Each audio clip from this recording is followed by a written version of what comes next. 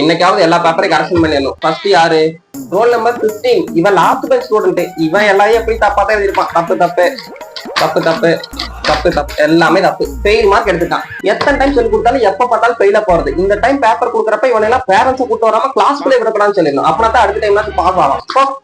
அடுத்து யாரு paper? Roll number 20. இது நம்ம ஃபர்ஸ்ட் பெஞ்ச் பையன் பேப்பர். அப்படின்னா அந்த பையன் எல்லாமே கரெக்டா தான் எழுதிருப்பா. அப்படி கரெக்ட் கரெக்ட் கரெக்ட் கரெக்ட் கண்ணை மூடிட்டு கரெக்ட் பண்ணுவோம். Correct correct correct correct correct correct correct correct. பரவாயில்லையே, 100க்கு 100 மார்க் எடுத்துருக்கு. அப்படி போன டைம் மாதிரி இந்த டைமும் நல்ல மார்க். இந்த பையனுக்கு பேப்பர் கொடுக்குறப்ப நம்ம கை காசை போட்டு ஒரு கிஃப்ட் வாங்கி கொடுக்கலாம். அப்படின்னா தான் நல்ல எனர்ஜி அடுத்த எக்ஸாம்லயே நல்ல மார்க் வாங்குவாங்க. சூப்பர். அடுத்து யாரு பேப்பரு?